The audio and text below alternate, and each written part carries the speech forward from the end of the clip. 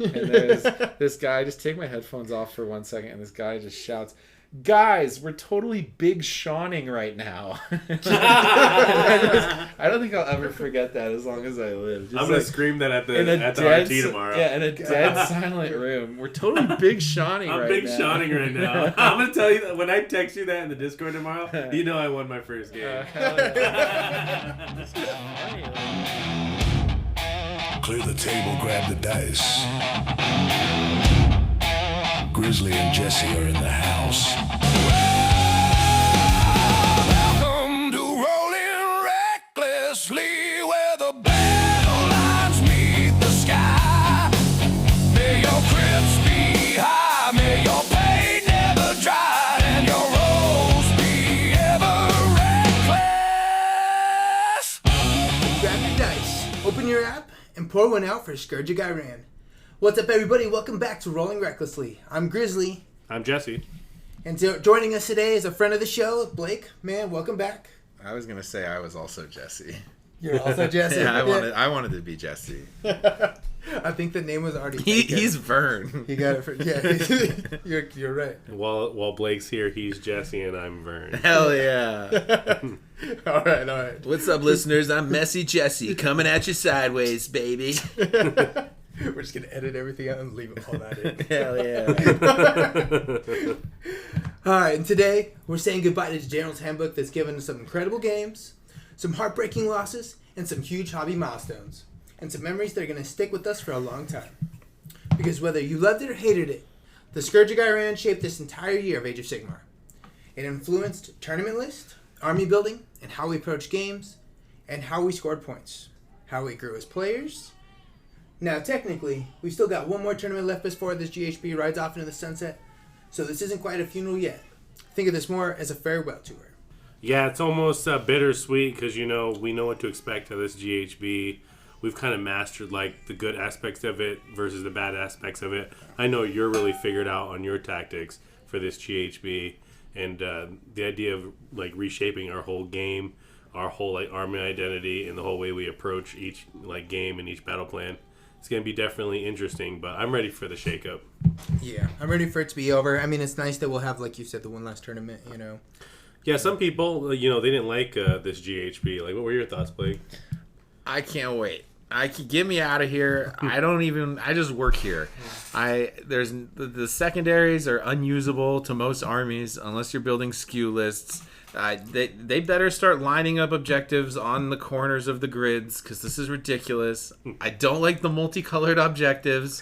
I didn't buy this fancy thing, so I never had them, and it's really hard to keep track. I don't like it. I want it to be done. Thank God for Restless and Scouting, because otherwise I would not know what to do. Yeah, those are my two tactics. I love them. Once I finally locked in and got those, I was like, all right, I'm sticking with this. If I'm not using those, I'm losing games. That's what's happening. Harsh words from Blake. GW is going to have to come swinging with this new GHB to win you back. They know better than to come at me for anything. You should see some of the emails I've sent them. Oh. All right, so today we're looking back at some of our favorite moments, the armies that stood out, and things that we're ready to leave behind, and all the lessons that we learned. And what we're hoping for comes next, once the Scourge of Ghyran comes to an end. Because whether this handbook was your favorite or your least favorite, it definitely left a mark on Age of Sigmar. Alright, before we dive into anything we've been hobbying into and gaming lately, let's talk a little about what's going on in the Mortal Realms. Because we've gotten some pretty cool reveals recently. The big release last week was obviously Cities of Sigmar Battletome, and along with that, one of the coolest models Games Workshop has released in a long time, the Cogfort. And I'm sure we're just days away from the Cogforts on the table. I don't know. They're cool. I'm not sure if it exactly matches the identity that we've got going on. I even think it's a little extra for Cities of Sigmar. I think the concern is that they want to make a bunch of money. I mean, they made it cool, and they're going to make it super impactful. But I don't think every faction should be able to run it. I think it kind of lessens the significance of it, and it kind of just becomes is this just kaiju monster fight now with giant towers? I don't know. And I think, what was it? Was it 3rd edition or the GHB split? But garrisoning was one of the most broken, abused mechanics in the previous versions of the game. And so I'm a little worried about what that implication is going to have for the future, because I hated it. I don't remember it exactly, but it was like you jump in the building, your unit becomes the entire footprint of the building. If you're a shooting unit, you can draw shooting from any corner of the building. You're like +1 to save or something while you're in the building, and like, you know, you just become like this invincible thing, and like you could cheat so much movement, you could leapfrog out of it. I'm a little worried about too much garrisoning. It's even just the few terrain pieces, like the Khorne one where the priest can hide in it and stuff, or the Lumineth one, like that already feels kind of cheesy when you go into it. So the fact that they're going to give that guns a movement characteristic and like charge buffs out of it, I'm a little concerned. It is like cannons. It is like cannons, but I don't know. It seems like a lot of points, and it's like one of those things. I feel like everything in this game is you can kill everything. Yeah. It's really hard at this point. Like I think it's one of those things. A lot of people like to build the hammer, so they're always just trying to deal the max amount of damage right away. Yeah. So it's like they see that shit, and I mean, it has an 18-inch shot and a 24-inch shot, depending on the I haven't even looked at it, and I'm sick of it. Godbreaker cannons, it's got some pretty nasty attacks. Like, here's the thing I'm worried about. You know, it's like you said. I feel like it should have been a Cities of Sigmar exclusive thing to kind of give their like army this like thing that really draws you to it, and it makes you feel special when it hits the field. It's like I worry that we might experience Cogfort fatigue when we just see one in every list. But I think like with how expensive it is with points, and how, you know, it may have a big wound pool and a decent save, but most things can do like, you know, north of 20-something damage, 30-something damage reinforced nowadays. Somebody's got a unit in their army that can do that at Ren 2 usually, at least Ren 1. So just come kind of crit mortal. I feel like you can take down a Cogfort. They definitely made them killable. In the battle reports I've seen online, like they fell both of the ones I watched. So I was like, okay, so it's not this impenetrable unit. But yeah, I worry that we'll experience Cogfort fatigue just seeing it in every list. It's going to be great for conversion because everyone's going to have like their cool Cogfort, and it's going to like change my mind about it. I'm like, okay, now I can see. Now that I've seen this death. Now you're gonna get one. Yeah. That was 100% what I like about it. Is like, yeah, I could see like I don't want to see it played. If I get one, I just want to build a cool one. Yeah. If I have it, like I don't even know. Like maybe if it's really cool, I guess I would play it. Yeah. But I want to get one. Like I'm not gonna pay the 200 or whatever. Yeah. You know? Like you said, I'm waiting for everyone to buy some that like bought too many and like want to sell one. I'm like, well, I want to make a Stormcast Cogfort and give it wings. There you go. They don't work. Right? yeah. But they have it. Yeah. They got just like a bunch of prosecutor wings glued to it. You're like, what is going on here? It's a biblically accurate angel. On crack. Yeah, I don't know. I think it's fine. I think it's going to be a thing where it's like overpowered and then it becomes a gimmick. But yeah, I don't think it has to be just cities, but like maybe just order.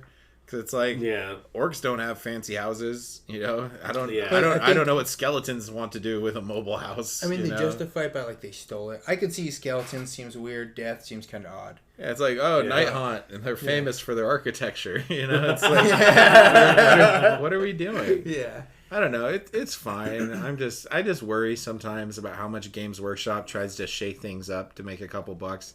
So that's kind of where I'm at with it. I think it's cool, but it's like I think everyone's gonna run it because it's just kind of busted. We'll see where it is after the first nerf. I think that's a good way to look at model buying in general. Like, especially like I'm shocked that like Nurgle hasn't received the debuffs. It's like that's why I'm like I'm not buying any more rot swords. Like there's no way these things aren't asking just to get nerfed. So I think it'll happen, but wait till you see the first adjustment and then decide if you want one. I saw a nearly completed Cogfort over at Hobby Forge, and it was really beautiful, and it was really eye catching, and it was towering. And I could, and like just looking at it once, I was like, I could see why somebody would get this. This is a set it down, and people are gonna come being like, oh, tell me about this. What's this? Like you're gonna have the definitely coolest get attention. Yeah, you're gonna have the coolest toy at Show and Tell. Yeah. You know what I'm saying? You're gonna have the coolest Nerf gun at recess. Everybody's gonna like come to you and be like, yeah, that's cool. Whether it's a Cogfort in Slaanesh or a Cogfort in cities, it's just gonna demand that attention. And like I said, all the kit bashers are gonna go crazy with this thing, and it's gonna make all of us change our mind and be like, did you see this one? Did you see this one? It's almost gonna be like a fad thing where everyone has their own, right? Yeah. That's what I would think. It's just I would want to see all the conversions. I just want to see all Yeah. the cool ones. I've seen some really cool ones, but if you can do like something different than everybody else has, which is nice. Seen a lot Yeah. of people put it on the Beetle. You know. I'm sure it sold. I'm sure it sold like hotcakes. I think it's probably pretty hard to get one. Yeah, the Yeah. Discords were buzzing about, you know, can you get your hands on a Cogfort? They got Cogfort here. They got Cogforts there. Yeah, well, I think I mean, like I said, I think we're just a few days away from seeing Cogforts on the tables. We'll see maybe next week, you know. Yeah. But as for Cogforts, also did you see they teased out the new Slaanesh? There's a Battletome box. Yeah. There's a Battletome and a Battle Force box. Battle Force box, The right. Battle Force box I think comes with Sigvald, and then I don't remember. It's a bunch of infantry after that. Yeah. But and then they Sigvald, have- pretty sick. yeah, and they have the new heroes coming out. That one long neck mofo. He's the next guest on the podcast. That's the new hero. yeah. You see, he's got a long neck, sir. Oh, that is. He's the throat goat. Yeah. Yeah, wow. He's got a long neck and like a little scythe, and he's got some horse hooves. That's weird. It's a weird looking model That's for cool, sure. but also it looks like an older model. You know, it doesn't even really match their new sculpting style too much, but it's cool. It's different. I mean, is this a mask that it's wearing, or is that? I think it has to be. Or is yeah, that a goat you know hat? what? I think you're right. Well, maybe. I don't know. Is I that think he has a mask long neck. or does he have a long neck? Yeah. Is he looking through here? I don't know. Through these slits on the neck? Because Lumineth throws me off. Because like Stoneguard have a stupid ass hat too. Look, we've got the nipples and the torso of Yeah, a look at regular that. man. That's what we care about. Give us the nipples. Yeah. Yeah, I don't Give know. us the nipples. I don't know. Look, even the way he's gripping the staff. Yeah, it's just weird. a little sus, as all Slaanesh should Yeah, be. he's got like that Vogue walk going on. Yeah, Yeah, the that walk, power the walk. strut. He's on his way to date your dad. Yeah. But yeah, that's the new. That's weird. That's the new model. It'll probably be good. Yeah, well, they especially with their like all the books. Whoever's been working on these new books, Its they name do a is good the job. Lord of Hysteria. I wonder. If It's they, very Lady Gaga. I think that's the impression I'm getting. Yeah, yeah. Okay, my little monsters. Get frenzied. that And then makes here's the also- battle force with Sigvald, and then those crab guys. What are they called? Those guys fuck. Yeah, They're the Fuckatron 3000. the Blissbarb Yeah. archers. The archers I know are pretty good. Yeah, I don't know what these guys are. What are these? I don't know. Some kind of Slaanesh looking knight. No derpy chocobos. And then the Derpy Chocobos. Oh, nice. This Yeah. is a good box, That bro. is a pretty good box. The Decadent Host, bro. Hell yeah. And then look, then they got a new spearhead too. Oh, sick. That's a The lot of Epicurean models. Revelers. That's Yo, a- look at those guys right there. Tell me they don't look Slaaneshi. They got fucking 6 tits. Yeah, and tongues. Dang. Yeah, 6 And tits and tongues. tongues, I never bro. wanted to bang an anteater. but Dang. I It's do got the today. anteater Today. tongue, bro. And look, it comes with more derpy chocobos. So you get But the look battle. at how many models that is. That is a lot, bro. Like, what is that? That 2 is- units of Demonettes? Look at this. Yeah, 2 units of Demonettes. Who's this guy right here? Crab person. Yo, he's from He's the cool. Underworld's warbands, remember? That's a cool- Oh, I think he That's is. a cool model. That would though. make sense. They've been bringing all the Warcry and the Underworld's units into the new spearheads. Look at these casters, bro. This looks cool. This That's is a good spearhead. That's a good looking spearhead. And then the trifold Discord. Yeah, that's from Underworlds. Yeah, okay. It's just like The trifold Discords. It's bro. just like perverted Elden Ring bosses. And now look, they've got their own manifestations I too. think those were out, but now they're a regiment Yeah. renown or something. Oh yeah, those existed.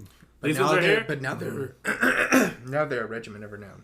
Yeah, so yeah, Slaanesh has a lot of stuff coming, and it's just terrible because Allie just finished her Daughters of Cain, and that's what she wants next is What's the Slaanesh. Nesh? You're like, trying to oh, keep- no. Really shattering stereotypes here. Yeah, yeah. It's not sexy enough. Make it sexy. There's only More tongues. One more army. More tongues, more exposed chests. Yeah. Wasn't More that- more ass cheeks, Yeah. perfectly sculpted ass cheeks. Yeah, exactly. They need to be thicker. Yeah. No, Slaanesh is like it's funny because I was watching something the other day about how like it feels like Slaanesh doesn't have like a place in like 40K or whatever, but it's like definitely Yeah. Doesn't he have a lot to do with the Eye of Terror kind of nonsense? Well, I mean, not so much like lore wise, like playing them on the table, because Yeah. like the Oh, yeah. Emperor's children got their glow up, but like they were talking about how like the demonettes and or the the basic like Slaanesh demons are just like worse. They don't really have an identity because they're just like they do the things that the corn demons do, just not as well. When they're Slaanesh, everyone plays Fulgrim and a bunch of flawless blades and noise marines. Yeah, pretty much. So it's like I just think I'm just saying that because I've seen that. In Sigmar, they definitely have way more of an identity. Like they don't have that problem here. I think. Yeah, and Slaanesh is still like captured in Age of Sigmar lore, right? And is imprisoned. So there's always an event like lore-wise. I feel like, especially with like the turn of the edition, they could make Slaanesh the new like chaos threat that the Stormcast have to address. Well, like I'm sick of Archaon. He's supposed to break out.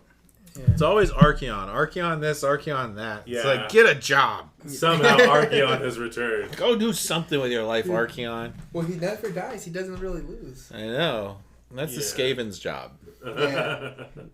Well, the Skaven, they're literally with him, ruining everything. Yeah. I'd be interested to hear from a Cities player. I know that Brian from Strike Glass Gaming. Shout out to Brian. Yeah. If you've been enjoying the new podcast music, that was all crafted by Brian from Strike Glass Gaming. But he plays Cities, and I'd be interested to hear what he has to say about the new Battletome and how things have been, like, post update for the Cities, because I know that their rules and stuff their keywords are kind of weird right now, and a lot of their stuff went to Legends. And I did see they got like a new like regiment, right? When you like do something like it depends on keywords if you want to play like dwarves or elves or something together now with them. Yeah, and they have like Sigmarite as a keyword now. Yeah, is that like the humans? I like that's what all like the new range of humans that they're pushing are gonna have now. Okay, so are those new gay gargants like Sigmar? That I feel like anything it's probably everything. Yeah, anything that's in the new human range, like exclusively the human range of stuff that we've seen in that new Battle Force box with Talia, that we saw with Spearhead with the the guy in the crow's nest. Yeah, the gay gargants with the sniper. Yeah, and then we with the Hodor. Yeah, Hodor, exactly. Gargants. Yeah, so I feel like with all of that, it's going to have the Sigmarite keyword. It's going to kind of like force you to kind of like use that range of stuff rather than rely on the the old stuff that they're legendsing out. Like, it's obvious that they don't want this like dwarf, elf, human Triforce. Yeah, it looks like they're definitely. It looks like they're trying to separate it. They're trying to be like, all right, this is an army of men. Well, I think like we're seeing with the new Battletome, I've already seen people posting lists, so we'll see soon. It looks like more people are playing Cities around us now. Someone else was talking about playing Cities? I mean, I feel like I've been counting them all the time. I encountered them in that GT Scorched Earth. I encountered them in Path to Glory. Yeah. Dr. Dreyfus and Cavalier Marshall Mathers. So it's just I guess it's a booming time to be Cities. Even like a Skaven player I played recently, Josiah, he was talking about like, hey, Cities is gonna be my next thing. I was like, oh, you're gonna play Skaven in Cities. So you just ate yourself. Yeah. Hey, you just ate yourself. Yeah. You sure like models, huh? Yeah. What about you, Blake? You ever thought about playing Cities? I played Cities back when it was cool. When you could make stuff. Yeah, before they got Dude, racist. I liked the Phoenix Guard and all that sort of stuff. Yeah. Dude, I had a Phoenix made of ice. You tell me what's better than that. I loved it. We got the dwarves, dude. The Phoenix Guard were peak. A 4-up save, you could give them a 4-up ward. It was awesome. Jeez. I loved it. Yeah. And then the Phoenix, I don't know what it did. It gave like -1 to wound or something. They were super cool models. It was super tanky, and you got to mix stuff, and I felt like I was playing Lord of the Rings. Like, that's why I liked it. The human thing is cool. Like, I think that they're going to reintroduce dwarves, or at least I hope that they will. Yeah. Because, like, just having Fire Slayers and Chaos Dwarves we're very grateful for. I feel like a cover got leaked with like a blur over it. I hope so, because it's like I was so mad when I found out Fire Slayers aren't the same thing as Slayers. Like, it's not the same thing. No, it's not at all. I'm so mad about it. I wish no one ever told me. Like, Gotrek's the only playable actual Slayer. Like, bring back dwarves, bring back Slayers. It's like, what is a realm of fantasy without freaking angry dwarves? One thing in this game, I will say they're not, like, original when it comes to anything. Like, everything has the Sigmar name in it. You know what I mean? Like, you're just going to steal Fire Slayers, but you're like, but it does have anything to do with the old Slayers. Like, not at all. You're like, nope. They're cool. I like Slayers a lot, but I know I've talked about that before, but it's just little things like that. Like, we don't have any standard elves too. Like the wood elves things were sick. Like, you had those chicks riding like stags and everything. Like, what the hell? Why would we get rid of that? That's awesome. Like, where's the nature? Like even throw them in Sylvaneth for all I care. Give them some elf, some hippie chicks that are pissed off on deer. I don't care. They have if you get the Curse City, it comes with like a Sylvaneth hero that's she's like literally like a wood elf. Yeah, not like Sylvaneth. Where's wood the elf. Centaurs at? Let's get some Centaurs. They had those. They put them to Legends. Yeah, what are we doing? Yeah, a lot of people want them to bring like more Kernothian. That's one thing I would kind of like to see. Yeah, I don't know. I like the Kurnoth. They're my favorite units. Give us some classic elves, man. Where's Tyrion at? Where's Yes. Teclis's brother at? That's the one I want. Is Where's Tyrion that and at? Malekith. Yeah, I'm just saying, Malekith or Malarion, whoever they change his name the to. same thing. You're throwing out dark elves too. The dark elves with their, I want to see both of those. They got the Glock with the switch on their crossbows. Like, what the hell? Like, that was cool. They have the evil dragons. Like, dude, a new black dragon model would go so hard. Well, because the old one is like, have you seen the old one? The old one is. I mean, it's derpy as hell. But like, have you seen the old one? It's pretty. It's not good. You've seen what they did with Ionis. You've seen what they did with Vordry. Yeah, Dragons look really good in 2026. So it's like, okay, sure, we got some cool humans, but we lost dark elves and dwarves and ice phoenixes and snobby high elves with invincible armor. Like, what are we doing? Remember they had griffins They had before? griffins they had too. two-headed I mean, griffins. they still got some. I think you They can have still take Talia a for Talia, and she's got a. the Cavalier Marshal. She's not a griffin. She's a. What is she? She's like this, like a lion. Yeah, and also, and you can do like a marshal on one, right? Or like some kind of kidding? named hero on it. Yeah, it's like an unnamed one. And I might be a minority, but the new guys, they look cool, but they're different. I like the guys that are fresh out of a Romeo and Juliet play with their pantaloons and their feathered hat. Like, those guys are so crazy. Like, that guy with a pike, that guy doesn't give a shit. He will take you to the cleaners. Now these are just like, we're soldiers. And it's like, that guy's going to sing to you while he massacres you. So, I don't know. I just liked old cities. Sure, the models are outdated, but I don't think there was anything wrong with it. It should just be called One City of Sigmar, where it's all humans and it's all guys. And it's not a cities; it's a city of Sigmar. Yeah, it's a city of Sigmar. Yeah. That's what you get. So I don't know. It lost some of that magic for me. I really liked old cities, but it's okay. I think it's cool. It's just very different, and I'm not sure that what we got is worth what we lost. Wow. Yeah, and I feel like they're really pushing the community for like cities players into the new stuff. They're like, leave your old stuff behind, get the new stuff. And, it kind of reminds me of like what they did with Primaris in 40K. Yeah. They're like, put those squat marines in a bin somewhere. They're not useful anymore. Did I dream this, or did they get rid of steam tanks?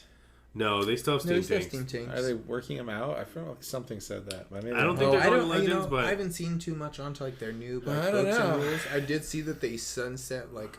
I think they Legends. If you get rid of steam tanks, like, what the hell are we doing? Yeah. That would be kind of sad. Especially a lot of people, that's like their things they bought into that. But cities aside, I think, like I said, we're gonna see more of it now, right? Mm-hmm.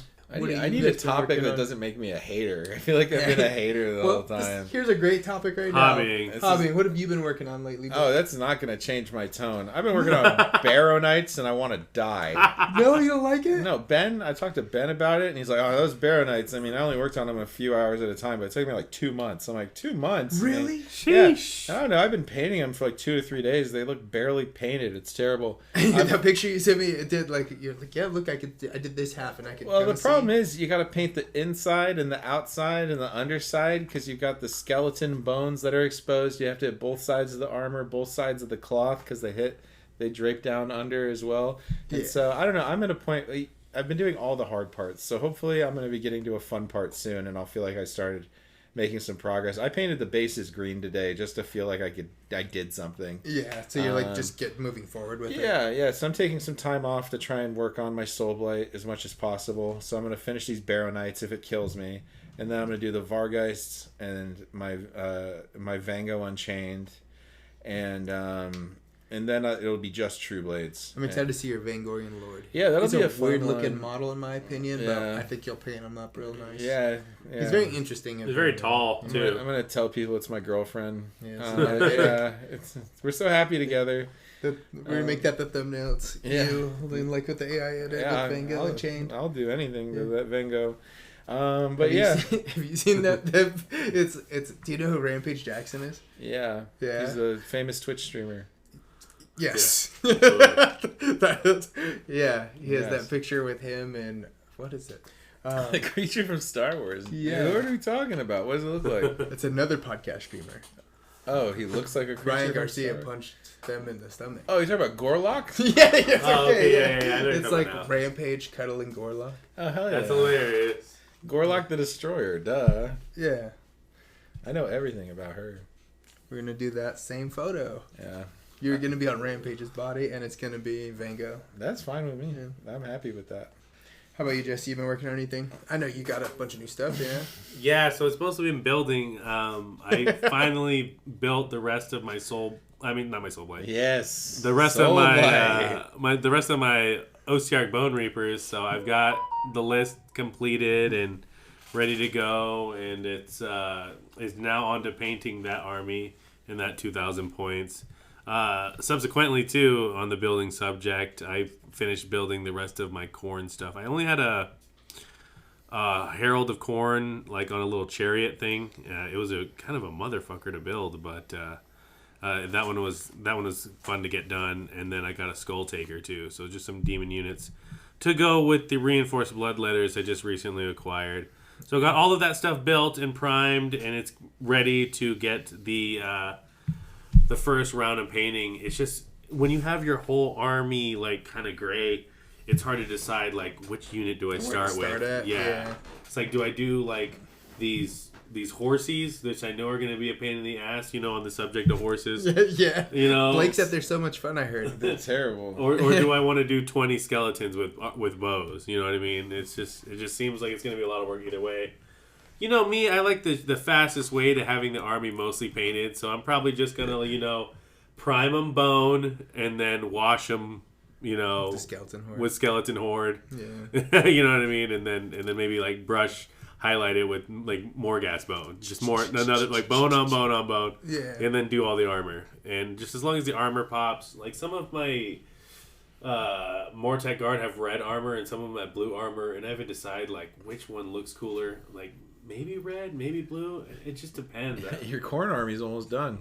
My corn, yeah, that's what you love about corn. Like Red. my favorite color is red. Yeah. So I need it. So it doesn't take much to sell me on corn. And then my favorite playstyle is run in there and let half your army die by turn 2. So Yeah, it's a really good strategy with ranged units. It's awesome. yeah. So that's my goals, and hopefully I get to them. But it's crazy if you look over there at my wall that used to be full of like boxes that needed to be built. It's now models. It's now you have like a full rack. It looks, it's very nicely. It's like crazy, but now it's gonna be. I remember when those were all in boxes. Yep. Yeah. You put some of that stuff It was together. literally just Put a all lot of in that boxes. together. So hopefully we can get a lot of painting done. Hopefully I can be like Master Blake here. You want to be like me. And channel a percentage of his talent. I'm just a guy drinking himself to sleep at the end of a bar. It's all over. My wife took it all. I'm done. As long as 2 people tell me, hey, this army looks really nice, I'm going to be like, oh, thanks, shucks. Oh, Shuckleberry. Oh, Shuckleberry. I don't know. Painting these Baronites makes me wonder if I even have the gas left to still finish armies. I'm so stuck with these things. They seem pretty grindy. Yeah. There's no, It's pretty bad. Speeding I like through to it. imagine they're delivering barrows. Yeah. What does that even mean? They're barrows delivering barrows. Yeah. Like burros? Like burritos? No, Barrows Pizza. Barrows. Oh, Yeah. barrows. Yeah. Okay. Yeah. See, I'm Italian. Barros. Oh, Barros. Yes, spicy. It's me, your body. Hell yeah. I'm talking. I don't know. Because I'm like working on that other project, which we won't mention here. But I'm like, damn, am I going to have the gas for that either? I don't even know. You already got it. I got all this fucking Nurgle too, dude. Yeah. I'm just cooked. And then Nurgle's fun to paint though. It'll Maybe be- when you're ready to like take some time to kind of like relax on painting, do some Nurgle. kind of It how seems fun. I'm gonna like pretty much the plan is I'm gonna get this 2K of Soulblight done, and then like I have the display board, but that's kind of like a different part of your brain that wants to work on that.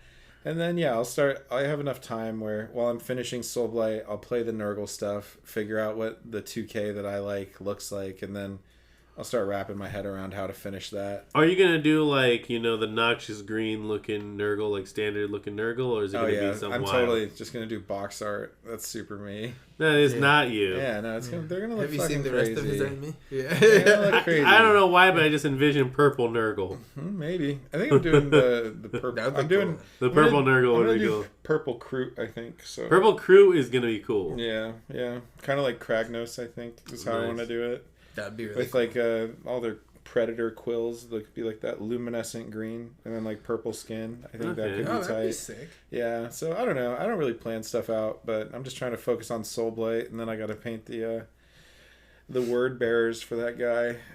I got to do 15 Terminators and a Land Raider. So it's I'm getting Terminators old, don't seem man. bad. Terminators don't seem well, bad. I don't know. Chaos Terminators have a lot of trim. But Yeah. it's all right. Yeah, chaos. It takes what it takes, but I'm doing so much painting that, and I have so many projects. I'm just like, where's the burnt out, time, dude? Yeah, I mean, I'll stay. Like I pull those 4 a.m. nights a lot, Yeah. So, but with the Baronites, if they're not going anywhere, I don't know. Like No, they're just sitting there on the table, and you're I've- looking at them. You're like, dude. and I have 10 more I have to So do one tired of day. these. I'm not. I hope 10 is the best acceptable number to play because I don't want to paint those other ones. That's like the punishment of playing those units. Yeah, I mean they're cool. I'll be really happy when they're done. I'm just itching to be done with this Soulblight thing. Yeah. Yeah. I seen your army looks really nice, so I'll tell you that. Well, that's the Your problem. Vordry looks really, really good. Yeah, Yeah. thank you. But that's the problem with painting. The longer you've done it, the more complicated it gets every time because you're not Yeah. going into a new army being like, I'm going to make this look worse. You come up with ideas to make it better, and plot twists. It makes it take way longer. It's I'm on like army paint job number 30. So Yeah. I'm like so lost in the frickin' sauce at this point that like everything is just impossible. So it's like it's nice to paint for other people that have lower expectations, but for me, every job I've done is just harder every time. Yeah. So- Actually, for me, I'm like I finished my Grove Guardian, which I've been working on for a while, and then I started on to speaking of new armies. I jumped into my Seraphon. I started painting my Carnosaur. I'm really excited. I like the way he came out. He's blue, and has like a red spiny bits, And like you said, like I'm trying to take more time on him. I want him to look really nice. Yeah. I did like a lot of different shades of blue, basically over the top of him. Like just like I did like a light it's like Frost Briar Queen or something. Yeah. It's like a light blue I really like. I did that for like the bottom, and then like a darker blue, and then like another blue like dry brushed over it. And Yeah, it does looks look good. And The I feel like a scales look cool. Carnosaur is the first thing that people are going to see when they look at a Seraphon army. I feel it's my favorite. That and the Croxigors. The Croxigors Yeah. are literally just like Seraphon's version of the Kurnoth Hunters, in my opinion. Yeah. I'm gonna finally break out that the stamper I got from Goblin Hobbies for the Baronite banners. So we'll see how that goes. Okay, so you can just stamp them. Yeah, you seen that with they come with the metal plates. It's like an alternative to decals. For What sure. is this? So it's interesting. I think they call it like they're stamping paints, whatever. So they have like laser engraved like metal plates with a bunch of different icons and stuff on it, and you essentially like I don't know. It's like that thing they use in factories to like print on bowls and stuff. It's like that marshmallowy clear kind of thing they dome down to like leave a print on something.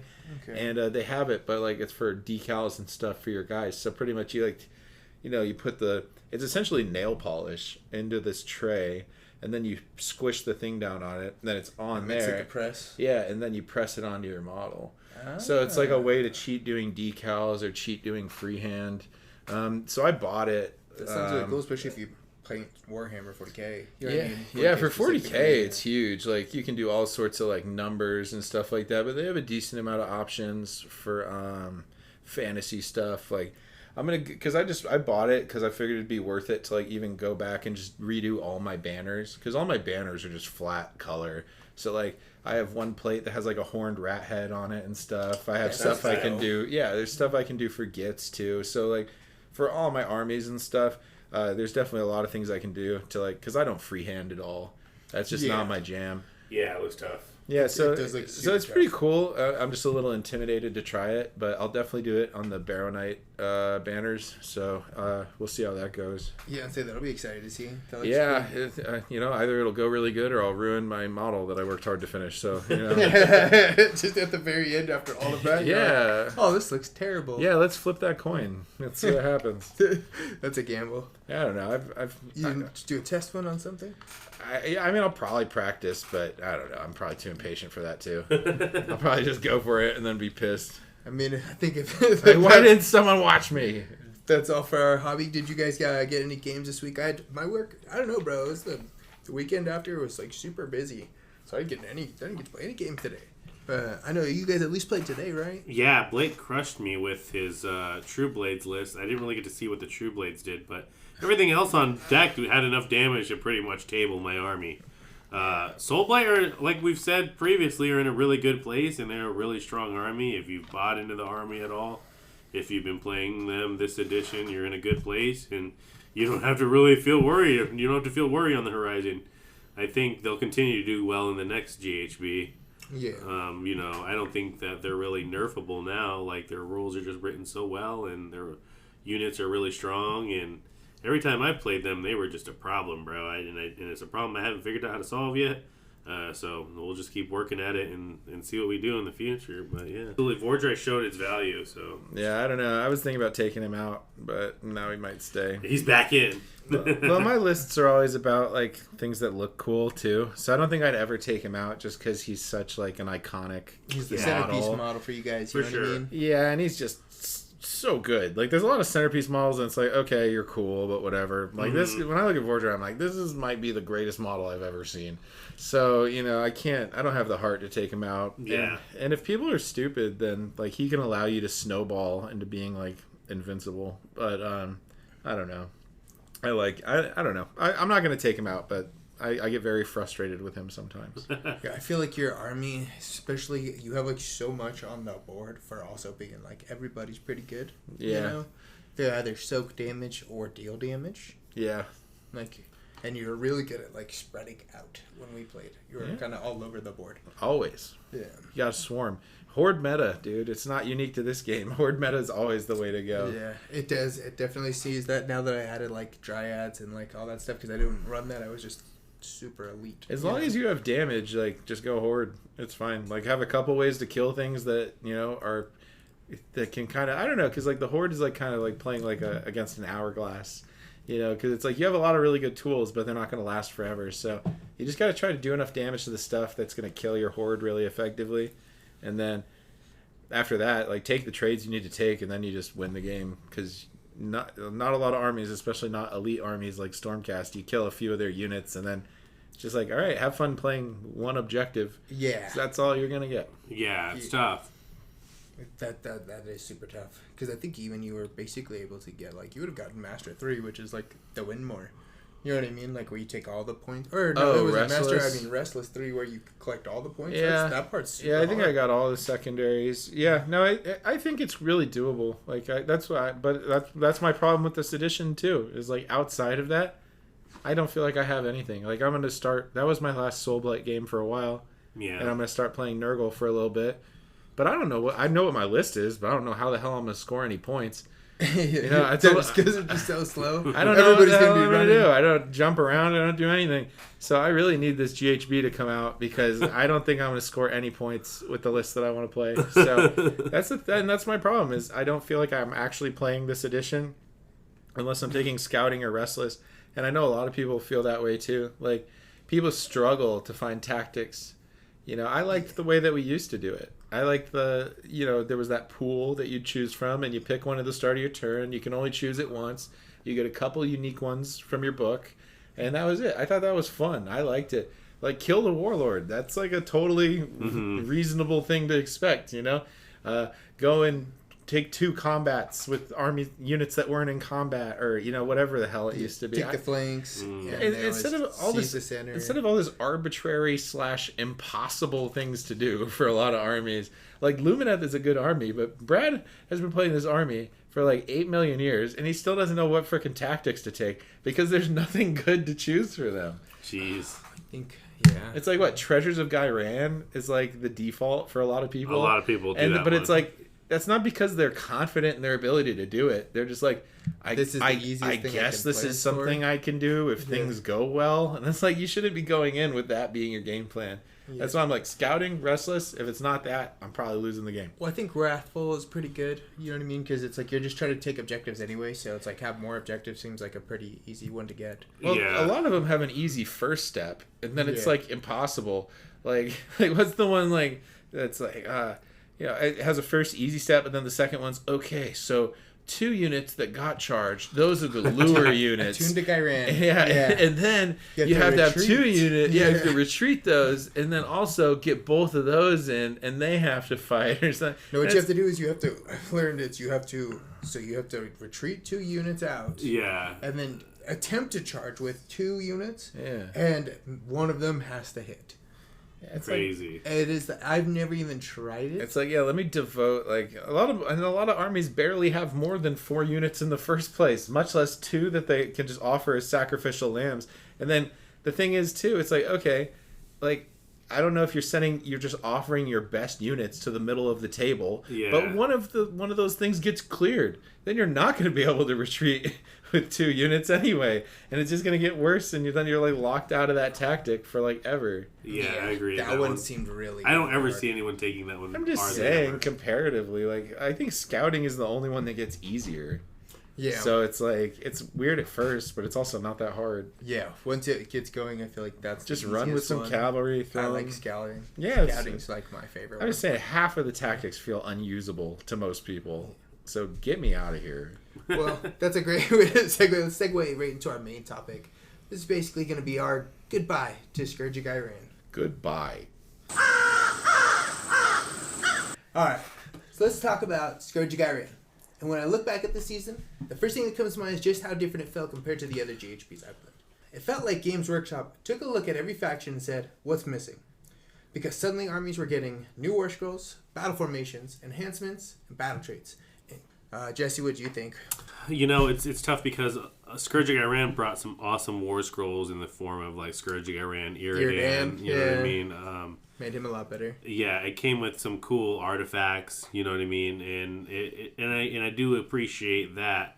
You know, I feel like the way the tactics were like organized in Scourge of Ghyran, where they were like a chain of events. You had to accomplish the first thing in the chain to unlock the next thing in the chain. Yeah. It kind of forced you to play kind of one-dimensionally with your army. Like, you have to accomplish this tactic at this moment in time in this chain. Whereas before, you could select your tactic that you were going to do for the turn. And it made you able to improvise a little bit better. So it took me a long time to even just get my head around, like, these are the tactics I'm going to be trying over and over and over again to accomplish.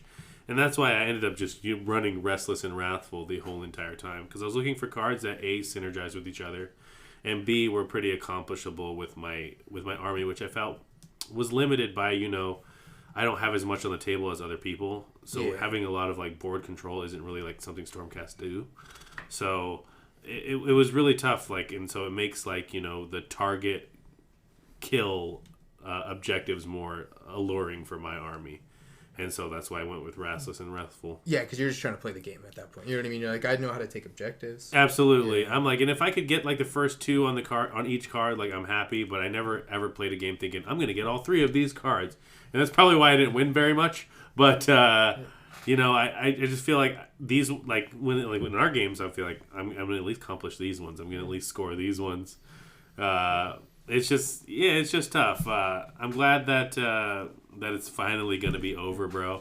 I felt like, Blake, you were saying you didn't like the tactics. You liked the picking them up. Yeah, I like picking them. And then I was also remembering the weird way that they balanced it. They had like it was like bounty points, like certain armies, like underdog armies. Remember, they got points for like killing certain things. And then other units, like overpowered units that you're seeing too much, would offer like bonus points and stuff. I actually thought that was kind of an interesting way to balance. Like, it was funny because, like, Sylvaneth, the entire army counted for, like, if they kill anything, they get extra points because they were in the dumps back then. There was a lot of weird things. I don't know. It's fine. I don't think Scourge of Ghyran, like the soggy war scrolls super matter to some armies. I liked mine. Mine was great. I mean, like, what the hell do I even have? Like, I love Soulblight, but what do we get? We get like the corpse cart. Like, okay, I got a corpse cart. The like, soggy corpse cart. Who gives a shit? That's the only models I don't own are the zombies, just because like it feels like you have to own way too many of them, and I have direwolves, so and I don't even use those. So I don't know. That's cool. I don't really have too many soggy things like. The Brood Terror was obviously a big deal for Skaven. Yes, absolutely agree with that. That Screaming Bell, right? That a lot of people were running. Yeah, I don't know. I feel like, especially like, it's not like exactly relevant, but like the Chaos Dwarves release was kind of half baked. Like, it's kind of like when Cruel Boys came out. Like they have enough models to do like one specific thing, but it's just like not quite enough. Yeah, and so it's like. I know people are doing like the all big bull hero spam list. Yeah, 2-up save. Yeah, and like I only care about the bull centaurs, like but it's fine. But it's like it almost it's a meme, but that's like kind of all you have. So it's like I guess you could spam infantry, but there's just a lot of other factions. Like they should have had a custom soggy thing, I think, for their release that would help them.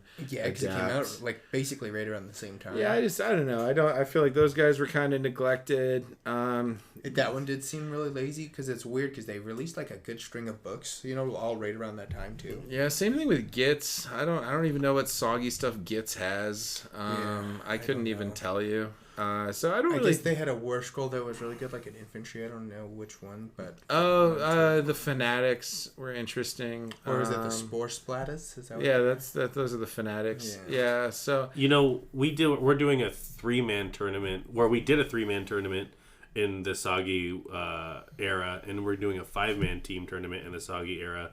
And one thing, and Blake, he participated in the last 3-man tournament too. Yeah. And one thing the tournament proved to me was like the tactics aren't varied enough for all of us to be unique. We were all kind of like, oh, no, I want this tactic. No, I want this tactic. And it was a struggle to be like, true. You get these tactics, you get that tactics. And it always felt bad for like one player like, oh, I got the shitty tactics. So you can't overlap in the 5-man either? You can't overlap in the 5-man, so it makes it stretches. Somebody's just going to get no secondaries pretty much. It stretches the thin. Yeah, it stretches it even thinner, you can't have the same matching ones. Yeah. But 2 people can share the same one. So like, let's say it's me, you, and Robert. But even in the 5-man? Even in the 5-man, yeah. That's so only 2 people can have Restless, only 2 people can have Wrathful, only 2 people can have Scouting. Let's say we were a team, not only good. me and you could have Scouting. That's not good. No, exactly, and we don't roll that. For 3-man, it felt weird, but for 5-man, that's just gonna feel bad. Well, it seems like if you make sure you're smarter and you build your team to accomplish the tactics, like, hey, you play this army and these guys can do this. Yeah. You play this army and these guys can do this. I'm in a situation Ben when kind of like brought us all together and send it out. Sure. We talked about like which tactics like we're good at, and we actually I think got a good breakdown, especially depending on what they play. Okay. Well, that's pretty much all the tactics of 5 people. It stretches it super thin, all the tactics, yeah. We did have to. You could see we like some of us had to change. And we worried when they did the coming soon that the GHB would release right before the tournament. That was weird. When's it coming out? Does it have an official release? They said July now. Yeah, July. First it was coming soon. Now it's July. Oh my god. So people thought that the new GHB would be June. It's looking like July. It might be early July. Oh boy. But I think that June belongs to 11th edition of 40K launching, right? I think that's what they're doing right now is they're really pushing that Armageddon box and the 11th edition stuff. For sure. And I think that 40K is going to be red hot. So, yeah, give that iron a little time to cool and then do the new GHB, the new books that they're going to do. Because to say you're like a Sigmar and a like 40K player, like, you know what I mean? You're going to you're probably not going to buy the GHB. You just bought a $250. A Sigmar and 40K player. Yeah. A sick individual. Yeah. Right. A sick and afflicted individual. Terrible people. Like I said, I'm leaving. I don't play 40K. No. I attempt to play it and then do horrible. Did you? And run back to AOS. Yeah, I can see that. It seems like too meta for me. Yeah. The models look cool. Yeah. I'll leave it at that. For Scourge of Ghyran, though, did you have like a favorite like battle formation or enhancement that you guys had? Absolutely. Yeah, what was it? So It introduced an artifact that you can take that let you give a prayer. Let you give 7 on the prayer. Oh, is the prayer? Or 7 on a cast. It's slipping my mind what it is right now, but it is an artifact of power that came with the Scourge of Ghyran. And it basically made it so you could automatically get a prayer or spell off in the Stormcast. I think it was the prayer, and then you can auto-translocate. Yeah, and it was pretty cool because it made it automatically go off on a 7-up. And I was like, all right, that's really cool. That's really useful. You know, the +1 Ren spell that Soggy Iridan had, that just made reclusions and prosecutors and everything that was already pretty like savage, pretty like really, really good. Yeah. So I appreciated that. Yeah, Soggy. That was the 2 big things that Soggy did for me. What about you, Blake? You didn't have any, I don't think I used any. You didn't have any enhancements or nothing? I tried the Fanatics. That was about it. I didn't really have many to use. What about Soulblade? Did you use anything in Soulblade? I got the damn corpse cart. All they got? I don't know. You tell me. I don't know. I've looked at that damn roster a lot, and all I see is the fucking corpse cart. Bro, Sylvaneth, we got hooked up. We got Soggy Drycha. Soggy Drycha was a menace for a while. Yeah. It was amazing. I loved it. We also got like the battle formation where all the heroes could teleport. And that was my favorite. I remember that. That was my favorite. That was my favorite meme thing. Like, I had the all hero list. And it's like, I'm going to teleport you. For sure. And just move this giant castle from one side of the board to the next. And it was so much fun. I had a blast. I feel like Scourge of Ghyran was supposed to be the Sylvaneth, like, GHB. It takes place in Ghyran, so like, that would make sense. Ghyran, it took fucking forever to get their goddamn book. Yeah, you know, it made sense that they got it. You know, I know that in Ghyran right now, lore-wise, like, it's infested with Skaven, you know what I mean? Yeah. There's... Well, it's like getting wrecked right now. Yeah, right? there's Nurgle. Nurgle's, like, you know, Nurgle's fucking up a lot of places. Like, wrecking things for a long time. Yeah, so you got Skaven, you got Nurgle. That's already, like, huge threats right there, you know. And there's probably slaves somewhere in there. Yeah, well, there's corn and all that stuff. Yeah. There's basically everything there. So Ghyran, you know, for such a beautiful and life-giving place, and it's supposed to be like this, like, Garden of Eden. Yeah. It's pretty war-torn. Pretty fucked up. Yeah. Talk about the battle tactics we went, because we're talking about like these battle tactics and kind of bitching about them a little bit, but you know me, I ran the same 2 the entire season. Nichols, yeah. Yeah. I felt like the first step of Restless taking your opponent's objective, and then Wrathfuls being controlling more than your opponent, and they just synergized perfectly. We're like, hey, this is a pretty easy 20 points to go and get. And a lot of times people were making me go first, or I was choosing to go first, so like I was getting double turned a lot. And the second part of Wrathful is being the underdog, so I felt like it put you in a position to like achieve that one too. Yeah. If you're getting double turned and the condition is you have to fight with half your army, like is this pretty certain you're going to be in combat with most things. So I just felt like it synergized well, and I just ran with those tactics the entire edition. I didn't want to learn how to do anything else. What about you, Blake? Restless and scouting. Restless and scouting? The easiest thing to do. Just stayed those 2 the whole play the edition? game, take their house.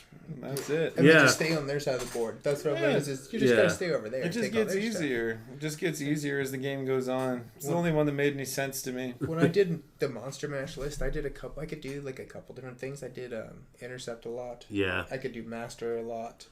I did Restless a lot because it's like, you're taking an objective. I think that's the easiest I feel like one. Intercept is just what you take when you don't know what else to do. Yeah, absolutely. Yeah, that's exactly what it was. Yeah. All those like, you know, go in right away, Oonga Boonga style lists. Yeah, I mean, if you're planning to kill everything, then I guess it makes sense. Yeah. How about battle plans? Were there any of the battle plans that you particularly liked? Any of them that were easy to set up. Yeah, absolutely. I agree with you. Give me half and half. That's what I like. I like half and half. I think the obscuring was designed well. I think that is one nice thing I can say about it. I like No Man's Land as much as like the next guy. I think it's important that there's a portion of the board that nobody controls. It's like very like appropriate for like army warfare. But like, why does it got to be a square in the middle of the map? Yeah, like why is it got to be like 2 little slivers on the edge of the map? I don't like the 2 weird edge ones. Yeah, like life roots. That's weird. It just makes it annoying to set up. Like I don't know. I'm always trying to remember when we're playing. I'm like, so wait, this side is my side. I noticed a lot of. I'm not in their territory. No, this is regular territory. I noticed a lot of the 2 objective battle plans where like the terrain would become objectives tournaments did not even like put those in the battle plans and like the battle pack of the 5 rounds you would go through. Yeah. They were just like they were favoring things like Surge of Slaughter, Battlefield Equinox, Grasp of Thorns. Creeping Corruption. Yeah. And there's some that people just refuse to play. Like, what the hell was the one where... Path of the Fae. Link the Ley Lines. A lot of people hated that one. Like, look at Path this. of the Fae. Look Path at of the Fae was awful. Look at this fucking mess. Path of the Fae is the one where, like, if you were on one of these, the underdog can like pick for you to teleport to another objective. Never played it. Never will. I don't. What care. about Life Cycle, where like No Man's Land is a square in the middle, and then you have horseshoe deployments, and then it becomes like a baseball diamond. Yeah, it's like and the now primary switches. Yeah, and I feel like it just really, really fucked over who wasn't underdog and who couldn't pick that where it one. started. That's like you underscore, you lose the game. That's that one. So I think there's a few of those that are just like, why are we doing this? Yeah, and there were definitely favorites. Bountiful Equinox. That's the best one. Surge of Slaughter. Bountiful Equinox was the one where it's like you can heal. Yeah. Or get like +1 rend. I don't think I ever remembered to do the +1 rend ever once. Yeah, there were some annoying ones. To heal if I needed the Strike to heal. last one was kind of cool. Yeah. Yeah. Oh yeah, that's true. The that Grasp one, of Thorns one too, where you could like keep an enemy on an objective. Yeah. If you had to pick a favorite one, which one was yours?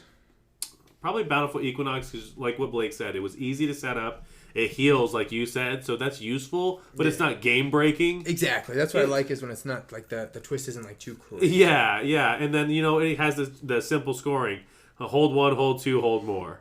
So out of this whole season, did you have any favorite games that we played out of all the season? Me and Blake in the teams tournament was like one of my favorite ones because it was like a hide from Kragnos like game. And like try to shoot down as many squigs as I can with Vigilors and long strikes. And like the more I shot down, the more that came. And like it was just such a thematic and fun game. Like that was one of my favorite games like of recent times. Well, I know by the end we were kind of all cooked. You know what I mean? We were cooked, yeah. And I wanted to let that loose. was a nice way to end it. How It about you, was. Blake? Yeah, I mean, that was a good game for me. I was like, I had a couple beers. My breakfast was served to me raw. The whole weekend was garbage. But that was a fun game. I don't know. I like most of the games that I play. It really depends what I'm going for. I like all my Soulblight games. I feel like at this point I've kind of narrowed down the list to where I'm getting all the things I want out of it. Yeah, so awesome. It's a very efficient list. Yeah, so from the strategy point, like I like that, but I also like just doing random garbage at the same time. Bull Centaur games are always fun. I'll break those out for you guys one day. You got it. That'll be funny. It'll be funny, and for you or for me, but not for us both. Yeah, exactly. Somebody will have a good time. I don't know who, but we're like the will. guys to do that with because like we understand this is for fun. Yeah, I mean you might just die. It's the most damage in the game, or it's nothing at all.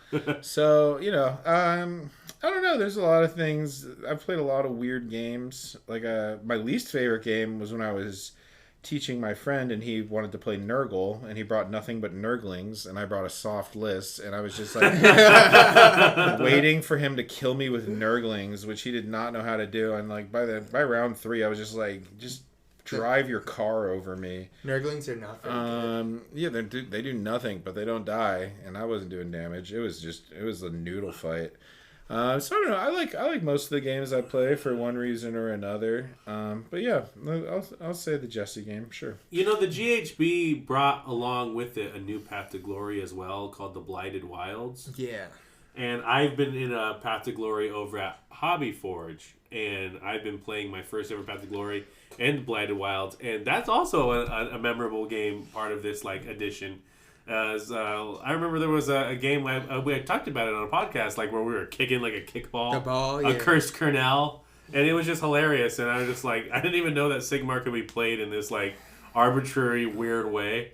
So yeah, I have a game on Sunday for that, and that's another kind of memorable thing. I would just say that game. And playing with Blake at the tournament. We'll see. Over at Athoria Games, Brennan, a good friend of the podcast, he was our teammate at the last GT. He's hosting an RTT over at Athoria Games on Saturday. So if you're listening to this, you're too late. I'm just trying to get better at this game, bro. I feel that I'm not getting better. But I feel like this is a game that you're only going to get better from doing. Like, you could sit there at your computer or on your phone, and you could theory craft a million lists. You could go and search up the newest meta, and you know what I mean, and be like, all right, now I bought all this, and it's going to work. But that is never, ever how it happens. I'm just happy that I love my army so much, because I don't care how many times I'm tabled or how many times I lose. I just love them, and I love the way they look, and I don't care if Allie thinks they're the cops. I like Stormcast. I'm going to keep rocking with them, bro. And, you know, the edition is about to... come to an end soon, and I know that we'll get the first book and we'll get the first new release of models, so I have a horizon to look forward to. Yeah, you're going to be the best army until you're the worst army for the rest of the edition. Right, Yeah. we'll be the best army for the first 3 months. It's gonna be the best. I feel like you usually get like a year and a half of it, like they're pretty solid. And Yeah. then by That feels generous. I don't know.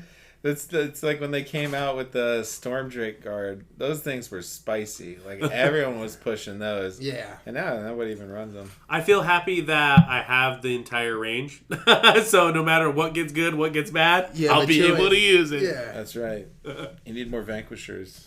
My favorite game, I don't know, we had a lot of like really fun games. I liked a lot of that. There was one game we recorded a podcast after, but we played it in the Reckless room, and it was like nice. You know, we had the garage door open. Yeah. I'll be honest, that game, I thought that was a lot of fun. I felt we just chilled, took our time, played that. Yeah, I hate that it's hot in Arizona now. I hate that it's unbearable. The weather's like super weird right now. I was over at Home Depot to get the wood for this table, and so I could play at my house. And I saw like these huge swamp coolers. I was like, "That's what the Reckless room needs, right there. Yeah. That's what it needs." Because I miss it, bro. Because there was something about the Reckless room, bro. It was special. It's fun. It was a lot of fun. You know, on a cool afternoon, and like there's so much space on that table, and there's a cat pushing your models all off fucking coherency and shit. And I'm like, this is a special place. Yeah. So it's crazy because like having the ability to play Warhammer in your house seems so far away, but now I can do it. You can do it. Blake can do it. It's the only way I used to play. The only reason I came out of my cave was because I like Gamers Guild. Yeah. Otherwise, I'm just staying in my house. I'll play with myself. Yeah, you coming over to my house today to play, was... in there edging. That's right. Wow. Edge like highlighting. The edge of highlighting. Ghyran. You know what I mean? Yeah, I know exactly what you mean, bro. That nice white Just edge. Goon maxing. Good Maxi. I don't know. Those are splooge marines. Oh, God. Someone please say something else. And people have some really cool tokens. Oh, Yeah, I ran into really that a cool lot. Tokens. Clever ideas, like I remember one of my opponents used like spider rings that you get for like Halloween. That was cool. Oh, yeah. It was that guy, Dave. Yeah, I feel like you could put spider rings on any model. I did. I tried to make it pretty. Yeah, it was cool. And then I know you were using those like little 3 like D&D treasure chests, right? Yeah, well, Hawkins, he printed them out, and he's like, "Here, do you want these?" I was like, "Yeah." Oh, wow. I'll take these. What a classy guy, Like, yeah. Little much from so you to me. Hawkins. I Shout know. out Hawkins. Yeah, Hawkins. Yeah, Rick, he was using these little like diamonds they look like. I don't know. Isn't that the name of the town in Stranger Things? Hawkins? I think so. Yeah, I've never seen Stranger Things. Yeah, fuck Stranger Things. He's the real Hawkins. It is? It's Hawkins, Indiana. Fuck with me. Hawkins, Indiana Put me on your Jeopardy team. But, doesn't hold a candlestick to Hawkins that comes on Friday Yeah, nights. Hawkins, Yeah. Indiana. Not Hawkins, my man. Yeah. Hell yeah. Hell yeah. Shout out Hawkins, the real Hawkins. Shout out you, Hawkins, fellow Stormcast Yo, player. fuck Dr. Dre. Whoa.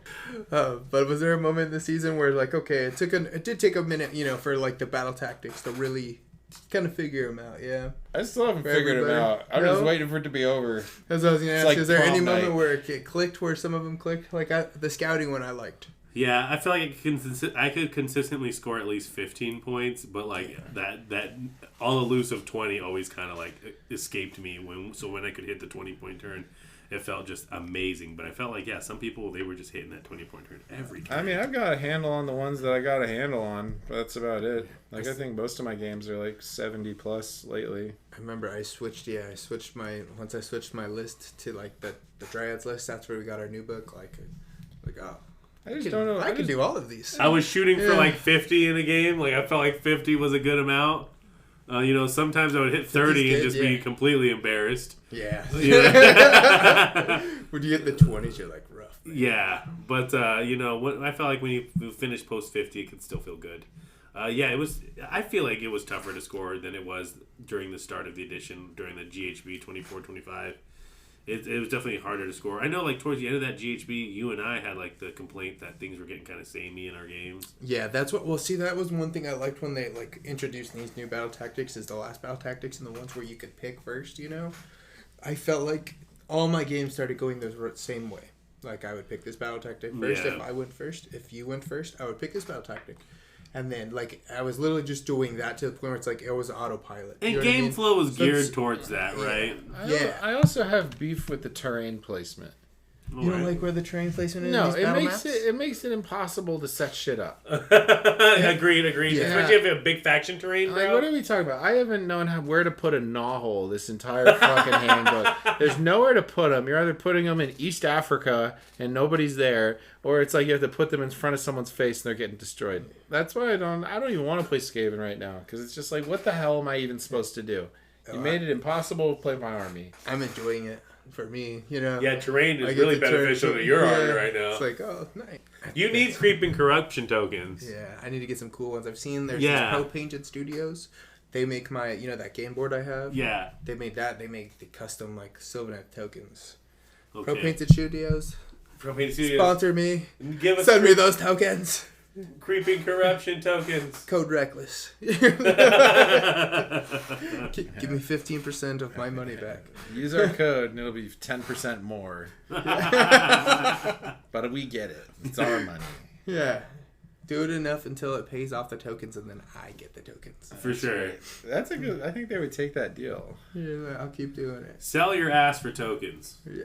A reckless message. Ass tokens. It's like a dirty Chuck E. Cheese. All right. Well, now that we've kind of reminisced on Scourge of Ghyran, what do you guys want to see in the next GHB? Like, what are some good things that you liked? What are some things? Let's talk first what we want to see, and then maybe we'll see what we don't want to see. All Sylvaneth units go up by 500 points. No. That's what I think. It needs to go the other way, so they all need to go lower, actually. Especially the Ghost Guardian, she got nerfed. Okay, they can go down by 50%, but they all get one wound. I want to see even Ilariel. Ilariel can come back every turn, but she gets one wound. The Goddess of Life has one wound. Well, then she'll get birthed a lot. She'll be great.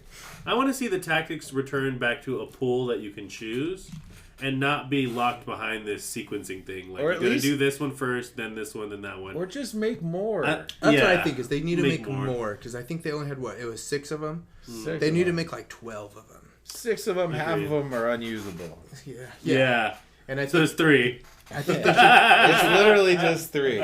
They should try to make it so that every army can at least score, a couple of them like regularly. Absolutely. Like we were talking about earlier, the one where you have to retreat. Some armies have like a free retreat, and it's obvious that tactic was geared specifically to them. But it's still hard to pull off at the same time. True. Because you're basically asking, like he said, make 2 units vulnerable while suiciding a third. Yeah. Well, like, what is it, like Gits? They can get free retreats right on some. I hope we have a listener who's like, I run a 2-night grand every time and I win every game. I think the Git mob, you can elect to build like a battle formation where the wolves get like a free if you're doing Git mob, you can retreat there. But they have a die. spell. They have a spell that lets you retreat something, and Skaven can retreat without taking damage. But it's all just so convoluted. Like, I don't know. I don't like any of it. So we want to see better battle tactics? Better or more battle tactics. Yeah. What about, did you like I liked how everyone got like a war scroll. I really liked how they did the seasonal. Yeah, I like soggy war scrolls. So I got the corpse cart. Whatever the next edition is, I feel like buffing war scrolls that are kind of dormant or kind of haven't found their place in this edition is really good for getting them involved and on the table. It's a nice little patch so that Absolutely. you don't just have that model sitting off to the side. Let's see. Absolutely. I know the Osiarch Bone Reapers had like the Scourge of Ghyran, Osiarch Bone Shaper, and Mortek Guard, and they were like a little bit cheaper and had some different abilities, and they were really useful. So I think they should continue giving the specialized war scrolls. That makes a season feel special. It felt nice because it looked like they went through all the armies and looked at hey, Like no one's using this, Right. or like, hey man, these battle traits are kind of weak. Let's give them something better. Sure. Or hey, these enhancements, no one's playing any of these enhancements. Let's give them something sick. Okay, I gotta correct myself. There was the Sekar snake lady. Oh yeah. That there's nothing like paying 200 points for a model with 6 wounds. Sekar. And then we also get the corpse cart. Now hold on, you probably think this is underwhelming, but you'd be right. You can pick a zombie that's not in combat, and it can move 3 inches into combat. GW, you've got a lot of work this new GHB to get some goodwill back with Blake. And then when they What unit do you want to see? and then when they die, it's on a 5-up. It's stupid. Who? What unit would you want to see them give like a refresh to? Like a, you know what I mean, like a seasonal war scroll, like how they do with Sagi. I don't know, dude. They'd have to do so much. Just pick one. You get to pick one. Pick one unit. That, or you could pick like a terrain piece. I don't know. I think it's less about the units. Like I like the idea of the custom battle formations. Like I like that a lot. Like not everyone got those. Like it Yeah. was super impactful on like Deepkin and stuff like that because like people literally did not know how to play without the sharks list. I mean, it's all eel spam now, but I think if they're gonna do it for one army, they need to do it for all armies. I think they need to give love universally. Sure. Well, I felt like they went through. I could see 100% what you're saying. Some did get battle formations. Some got like battle enhancements. Some got artifacts. Everyone got like different things, and I felt like whatever was lacking in that army, they kind of did a good job of like. I making think up just for go it. around sure. the board. Like Mhm. whether or not it's good or bad or underwhelming, like you should still give it to everyone. Like if it would be more exciting if everyone got a seasonal hero trait and a seasonal artifact and a seasonal battle formation and 2 custom war scrolls. That would be sick. Just be fair. All right, that's actually give it to I think that's a everyone. good request. I like that. Give it to everyone. I like what they were doing in GHB 24, 25, where you could assign an honor guard and kind of give them a +1 to one of their stats that would be lacking, or maybe a stat that would help against the army you're playing at in the moment. Yeah. So I hope maybe they bring something like that back too. I thought that was cool. Well, and remember, I don't know if you remember, there was like, I don't know if it was that GHP or maybe the GHP before that. There was like a spell lore that you could pick. They made like a spell lore for like the season, Oh, okay. and everyone was running this like blizzard spell, and it dealt like 3d. Oh, damage yeah. or something. Okay, It was that's cool. It was really hard to cast, but it would do a Yeah. shit ton of damage. Seasonal spells. I think that's it cool. went off on like a 10 or something. Yeah, That'd be cool. What happened to generic spells? I kind of miss the generic spells. Where's Mystic Shield at? I remember. Where's Mystic I remember That'd be Shield? cool. Mystic Shield. Yeah. I've missed Like a Mystic Scourge, Shield. like Scourge of Ghyran had battle like scrolls. Like what if they have a lore that you could take? Like Yeah. See, I think that would be That sick. could be cool too. mhm. You know what also a be seasonal kinda, lore you could take. would also be kind of cool is also like right now like the general like doesn't do anything, doesn't affect anything unless you have like a weird battle trait. Like you know what I mean? Like Yeah, you you're could right. pick any of your heroes to be your general and like There's before there's the no battle trait was consequence you had to to it, kill yeah. their general. Yeah. You know what I mean? Like now that means nothing. Yeah. It Yeah, doesn't- being a general gives you nothing. So You're just maybe prom queen. they can Ooh, do good that. idea. What do you think about the obscuring? Do you like how they did the obscuring? I know you kind of made a Yeah, comment. obscuring earlier. works. I really like how they did the obscuring because I feel like when they take the obscuring and make it super light, it makes shooting too strong. And then it's like, dude, go play 40k. I agree. Yeah, like I feel like in Sigmar where the shooting is really limited already, making it so that people can just like deep strike in and shoot you 18 inches away. Yeah. It makes it so And you can't abuse the block hell or out. nothing. Yeah, you can't abuse the hell out of that. So I mean, you could try. As You you, try. someone who drops. You can try, and I have, Yeah. but you can't abuse it too much. Yeah. You're like 9 inches away. It's a funny thing because I'm kind of gonna miss some of the soggy war scrolls, so I don't want to see them go away. But if they're replaced with even cooler war scrolls, then you won't miss the soggy ones. So I guess it's all just a competition of like what's gonna help me in my armies, right? Yeah. I have If no idea. If it gives my army a lot of advantage in utility, of course I'm gonna love the new edition, the new GHB. But if it nerfs some things or takes some things away or makes things too one-dimensional, I'm not gonna like it. But the structure of accomplishing tactics in the manner we've been doing it over the last however long it's been, half a year, I want that to change. I don't want to follow a chain of 3 things specifically. I'm tired of that limitation. Yeah, you don't like it? Yeah. Preach. Yeah, I don't want to be like, they know exactly what I'm going to do no matter what. Yeah, you can kind of like counter build against people. Like they know, You what for I mean? certain. They can look at my tactic and they know exactly how I'm going to play because they know exactly what I have to do. I like that you have to declare it at the start of your turn. That way your opponent doesn't know what the fuck you're about to try to accomplish.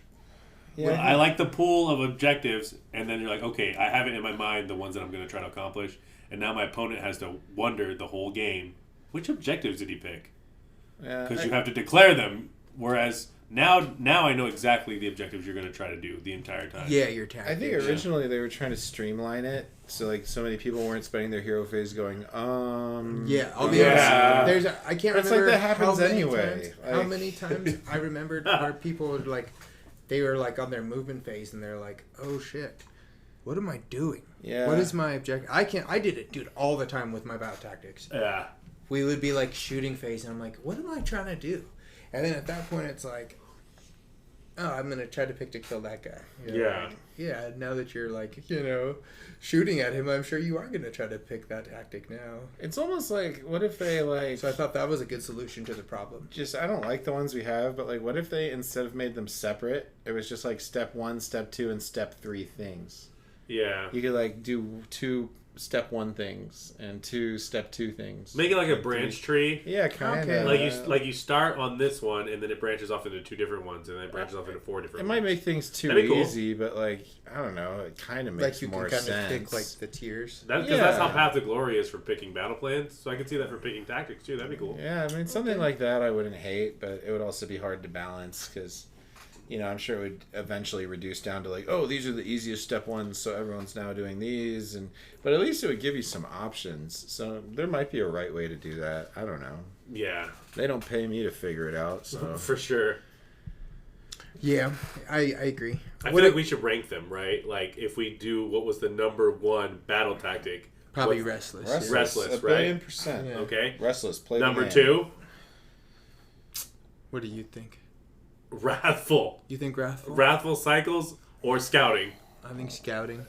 I would put it Wrathful or scouting. That or Master. I would say treasures just because everyone can do it. True, Treasures was good. See, right there. So that That- one gets really more complicated on the second pick. I feel like Master 2 is up there. I see Yeah. a lot of people are running Master because it's like, oh, just kill a hero. Mm-hmm. And it's like some list, that's really Scouting easy. is good, but it's What was the absolute worst one? Attune. Attune to Ghyran? Yeah, Attune to Probably. Ghyran. So we're absolutely unanimous on the best and worst. Yeah, definitely. And so the ones in the middle really fluctuate. I Well, hope in it's the only next. 16% of the available options. You Yeah, know, like you're right. wow. I hope next season they can like fix that problem specifically, where it's like yeah. I don't want us all to pick the same best one. Yeah. Sure makes teams weird. It does sure, make teams- it's it stressful. sure does. But I think that's gonna close us out for at least our Scourge of Ghyran talk. That was a lot of fun. I really enjoyed this season. We still got that one last tournament ahead of us, and I think that's gonna do it, and we'll really see what's coming on with the new. If you're sick of it now, Hey. wait. Yeah. I feel like those last 5 games are gonna be, it's gonna be a grind for sure.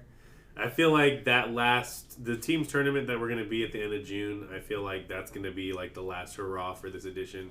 And we might not even play a game until not edition, GHB. What's gonna be funny is if we go to play it right, because all the unless they drop the GHB super early, I think they gave them like a certain time limit. Like they had until like the 12th or something. You know what I mean? Watch they switch the GHB after that, so all of our apps are out of fucking date unless you have the code. You know what I mean? Unless you went and bought the I GHB feel like right it then. happens. I don't want to buy the GHB. Oh yeah, I'm gonna split it with someone. Or I guess you can look at the old GHB. You can see the old. Do you think they're going to continue like they did with this one, where you need the objective markers from the new GHB? I hope not. That shit was stupid because they weren't even well made. It's like, here's objective markers that you're going to immediately want to replace with something better. I left a soda can on one of mine. It has a permanent ring now. Yeah, I feel don't like it. Yeah. It doesn't grip. They slide around everywhere. It's cool that they give you something, but it's like, You're already charging someone like what $60 for a stupid book. Like, Yeah. at least make it worth it.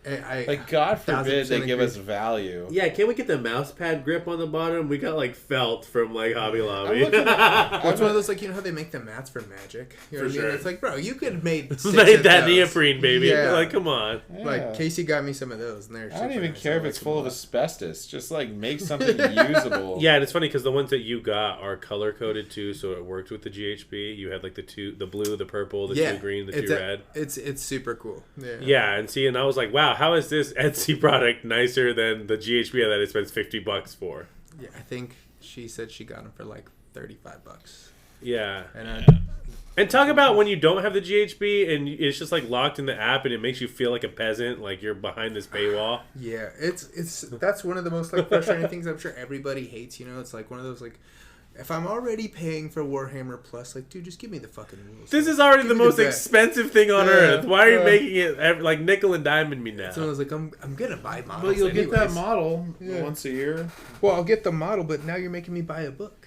I'd rather just buy more models. When the hell's that Necromancer coming out? I need that Necromancer. You're always looking for grip and Which neck. one? There's like a Necromancer that's the next like model of the year or something, but I fucking want it. Is it the Cities of Sigmar one? No, Cities of Sigmar aren't cool enough to have a Necromancer. I thought they have. That would be Soulblight, right? Yeah, Yeah. it's fucking pimp, dude. Oh, because are they phasing out the old Necromancer? I guess so, but this guy's fucking hot. Look, you have enough Soulblight. No, And they do enough. no, I need. Damn it. I want the new Necromancer. I have seen firsthand what Soulblight have done this entire edition, this entire GHB. Yeah, they had to make their rounds and tell you to put some respect on it. Yeah, I respect them. Now, I don't respect the True Blades. Look at I don't know. I don't know Look what at they this do. Shit. This is peak, Oh, dude. alright, man, that That's does fucking, actually- Oh, wow. That's fucking awesome. That is way better. Yeah, and so I guess it's coming out. Warhammer Plus Year 5. I guess that's what it is. Dang, bald-headed and ready. Yeah. Well, and then look at this one. This is the current one. Yeah. Just that Oh one- wow! that one It looks like a pretty Scooby awful. Doo villain. Yeah, I'm good. What's the unit called? It's a Necromancer. Just a That's what necromancer? it's called. Yeah. That's the thing that pissed me off too. I started in the fucking skeleton army of renown, and they can't take the Necromancer, and all he does is interact with skeletons. So I'm Yeah, just isn't that his thing? Is he can like let skeletons like well, fight it twice turns- or something? Yeah, but not in the AOR, you know. So, but That's yeah, hilarious. he can. That's I- kind I- of dumb. Yeah, there's a lot of things that are dumb about this game. Blake, you are a hard person to please. That's right. That's what my wife says. Before we officially send the Scourge of Ghyran off into the sunset, let's do one last round of reckless reactions. Whoa. Alright, guys. Jesse, when you think of Scourge of Ghyran, what's the very first thing that comes to mind? Femboys? All femboys. When I think of Scourge of Ghyran, I honestly think of Iridan the Witness because I felt like Iridan was pretty good when we got the War Scroll, but it just felt like it needed a little something more to make it, useful and more game changing. And I felt like we got that with Scourge of Ghyran, Iridan. I noticed an uptick in play as far as list building goes. Once Iridan got a Soggy War Scroll, people were starting to include them in the list. So I feel like that's what really sticks out to me because I use Soggy Iridan a lot. I built a lot of lists around Soggy Iridan. And that's a War Scroll I'm definitely going to miss once it goes to update to the next GHB. Yeah. I think Iridan, he's a pretty good War Scroll. It's like his Soggy one. Alright, Blake, what army do you think defined this season? What army really popped out? Define this season. Well, it's been a long time. A lot of things have changed. I know the armies that define the last bit of the season because the power creep has been substantial. I will go ahead and just say KO because everyone was losing their minds about it when they got updated, and I think it made everyone scared of shooting again. So, you really had to kind of embrace the addition to utilize the obscuring terrain and the place of power to turn your objectives into that. Because if you didn't play to your outs, you were just going to get cooked.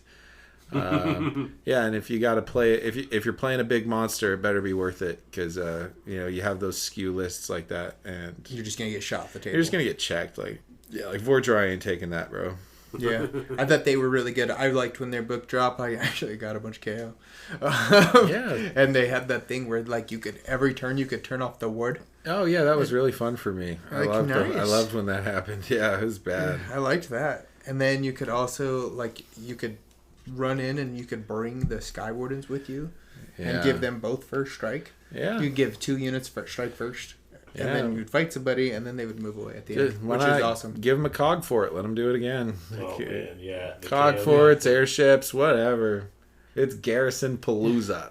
You know, one I think really stood out for me was the Idenith Deepkin, the shark list. Yeah, you know what I mean? For sure. The fact that you could just bring a shark back at the end of every turn, you know what I mean? So it's like you're just going to torpedo a shark in and then bring him back. Yeah, that was annoying to deal with. I've dealt with that list. You know who deals with that list? Bull centaurs. Leave one alive, it'll clean a shark. It sounds like you want to play the list. I'll play it against you. He sounds happy. He wants to do I it. made it as like vengeance. It's my villain arc. Strategy is gone. If I hate these next tactics, it's a bull centaur summer. No one gets to do anything. Everything just dies. All right. Actually, here, we'll ask you this one then. What's the tactic you least like seeing going?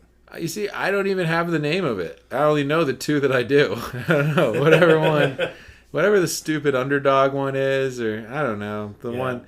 What's the one where you got to have guys in the corners of everything at the end? It's like, when have you ever had 4 units not in combat at the end of a game? Like, when the hell is that going to happen? I don't know. You have to be like 9 inches of each corner, right? Of 3 of the corners. It's freaking stupid, Yeah, and insane one of them, only one of them can be yours.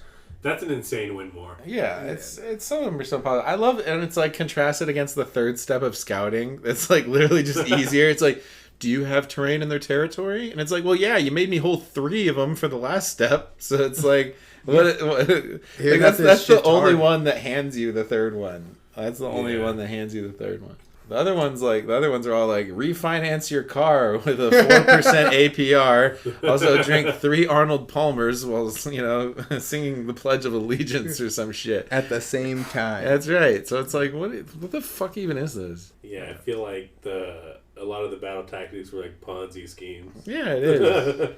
So, Jesse, if you could bring one thing from Scourge of Ghyran to the next GHB, what would it be? It's gonna be Soggy Iridan. I knew it. That one? Yeah, or I would do the Soggy Bone Shaper from Usyok Bone Reapers, just because it brings back a unit of Mortek Guard, and it brings back a unit of Triaxes, or it brings back more rally dice for you. It's just a good unit, and they made it really cheap, like 100 points.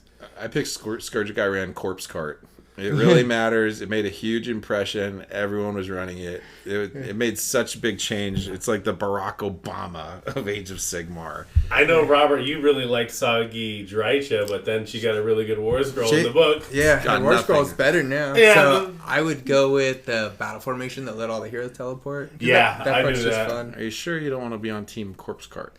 It's 70 points of menace. All right, also, actually, you know what I'm going to go with? So, Seraphon got the monstrous traits. Oh, okay. And there's the one monstrous trait that gives him the companion weapons get +1 to hit. Oh, yeah. And another reason the last one was better. Heroic actions. Those were cool. Was that 3rd edition, or was that the last GHB? I think that was like heroic intervention, right? No, you could do that. like at the beginning of hero phase, you would pick. Everyone could pick best day ever. Yeah. And then you had monstrous actions, which were general rampages that you could do. Yeah, that was 3rd. I'm just saying, things ain't been the same. Take me back to Kansas. I like 3rd edition. I'm a 3rd edition stan. Yeah. Wow, you're stuck in the past. I am. I did like 3rd Stacy's edition, mom. but I feel like 4th edition they just streamlined everything really nicely. You know what I mean? Yeah. It's probably a much friendlier game to learn now. I don't know. It's Warhammer, dude. Like, just play a different game if you want something easy to learn. Like, this is for people that just have too much time and not enough money. Yeah, it's like, I don't know, dude. I think you can make certain things less complicated, but it's just like, this game is complicated by nature. It is. It Like, certainly is. I don't know. It's about strategy, dude. It's like chess, but pick your pieces. You know, that's kind of how I feel about it. And I don't know. I don't think simplification is always the way to go. And it's like, the only reason it needs to be simplified is to accommodate for the competitive scene. Because if it's too complicated, you're not going to get those nice 3-hour game windows. Or Yeah, whatever. no way. Yeah. Even then, So- it can be hard to finish in that amount Yeah, of that's time. what I'm saying. So that's like the only reason like streamlining is like even valuable. Word. Is like the tournament setting. But I think like as far as like game integrity in general, the more options, the better. Yeah. And I guess it's, even now it's still on you. Like you want to be able to play effectively in a tournament, you still have to have all your rules down and all your thing, So I don't know. I don't know. I'm not sure what to say about it. I'm a hater. Don't even listen to me. Last question, then. This is one of my favorite ones. What was your favorite model that you painted within the last year this season? Oh, I've said it once. I'll say it again. Vordry's peak model. Best release this year. You painted him this year. Who's your favorite one? I think I started. I had like only Skaven and Gitz like a year ago. So nice. now I'm cooked. Yeah. Yeah, now you have a bunch, right? Now I have too much shit. See, now I don't It's feel weird how bad. that happens. I know. It's almost like they design and market to that. Yeah. What about you, Jesse? What was your favorite thing you painted this year? Honestly, after taking a lesson with old Master Blake here, the Bob Ross of Warhammer. That's You right. Bob I'm the Ross. R. Kelly of Warhammer. You can deduce from that what you want. Oh my god. He But likes yeah. he likes to pee on his models. After, yeah. But only the ones that are 15 Nothing you years can old. infer from that would Yeah. be good. They're all the old world models. He's like, I'm gonna piss on Yeah. you. You guys ever watch Trapped in the Closet? Oh yeah. a You long watched time the ago. whole thing? A long time It's ago. long. Yeah, I it's did not long. watch it. I like when the you mean midget. it's the He's like, song? Yeah. The whole thing's a song. It's Yeah, like a but it's soap like, opera that's a song. Yeah, it never gets. They do like a South Park like mocking of it. It's Oh, hilarious. yeah. Watch the Yeah. real thing. Earn your stripes. It's No, like I've seen- an I've seen some hour. of it, yeah. It's like You heard- an you hour. heard it here. It's like first, 13 folks. parts or something, right? It's like 8. Yeah, it's longer than Lord of the Rings. You heard it here first, folks. Playing Age of Sigmar is like watching R. Kelly's Trapped in the Closet. That's really. We'll be right back. Man, what a season. And the funny thing is, when we sat down to record this episode, I thought we'd spend a lot more time talking about like rules, battle tactics, formations, war scrolls, and all that stuff. But looking back, I think it's actually fun to remember like all the games that we had, the tournaments that we played in, and all the hobby projects that we worked on, and all the people that we met, all the good memories that came with them. Do you have any final thoughts on the season? No, man, I liked it. I think it's going to hold a place in our hearts because this season we really flourished as players, like not only competitively, but even just like you and I personally, like we really dug into this GHB. We really got to know it. I feel like we'll know these rules for the rest of our lives now because they're so ingrained in our heads. Yeah. Maybe we'll look back on it fondly if the new GHB isn't as great. But I'm excited for the switch up. I feel like it's needed now because I feel like this late in the edition, everyone's kind of comfortable in their army. Maybe it's mostly built, maybe it's mostly painted, maybe they've tried several lists. So this is the only thing that's going to give it variation for, those people out there that maybe just have one army, maybe just have two armies. Not everybody has, 6, 8 like we do, right? Yeah. guys? We have so many very. I mean, very if I had to variety. tell you right now, go home, kill all your armies but one, which one are you picking? We'll be right back. Yeah.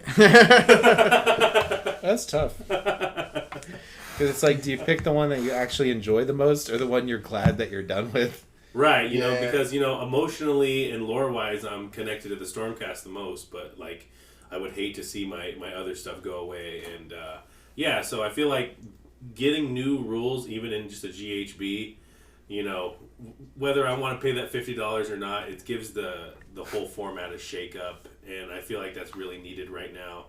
Because I don't know about you guys, but it feels like games are getting kind of samey with my main army. Like, Yeah. I'm following the same kind of game plans. I'm following the same kind of like actions and Yeah, I'm so tired of winning with True Blades. yeah, I'm sure the stress of success is It always sucks. yeah, it's probably much more brutal than the sting of defeat that I always experience. I want to keep having fun in the game, so regardless of what the new rules or tactics are, I'm gonna still be a fun player. I'm never gonna take this so seriously where like I'm raging at the game.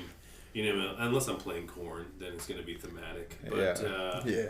No, it's gonna be me screaming at you. yeah, not- do better. I'm not playing this bullshit army. It's like, I told you.